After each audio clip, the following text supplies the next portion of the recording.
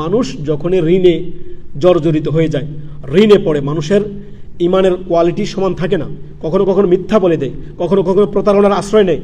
তো ঋণ থেকে মুক্তি পাওয়ার জন্য আপনি দৈনন্দিন এই দোয়াটি, নবী সাল্লাল্লাহু আলাইহি ওয়াসাল্লাম সাহাবীকে কত সুন্দর করে শিক্ষা দিলেন যে তোমার উপরে যদি পাহাড় সমতুল্য ঋণ থাকে তাও আল্লাহ তাআলা পরিশোধের ব্যবস্থা করে দিবেন, তুমি উক্ত দোয়াটি করো। কি? আল্লাহুম্মা কফিনি বিহালালিকা আন হারামিকা ওয়া আগনিনি বিফাদলিকা আম্মান সিওয়াক। হে আল্লাহ, আপনি আপনার হালাল দ্বারা আমাকে পরিতুষ্ট করুন, আল্লাহ হারাম থেকে আমাকে ফিরিয়ে রাখুন। হারামে যখন মানুষ জড়িয়ে যাবে তখন মানুষ একটা হারামে জড়াবে, আরো 50টা হারাম চতুর্দিক দিয়ে এসে তার কাছে ঢুকে যাবে। অতএব হারাম থেকে, আপনার হারাম বক্ষণ থেকে আল্লাহর কাছে ফানা চাওয়া এবং কি আল্লাহর হালাল রিজিক দ্বারা আল্লাহর কাছে পরিতুষ্টি চাওয়া, যে আলহামদুলিল্লাহ।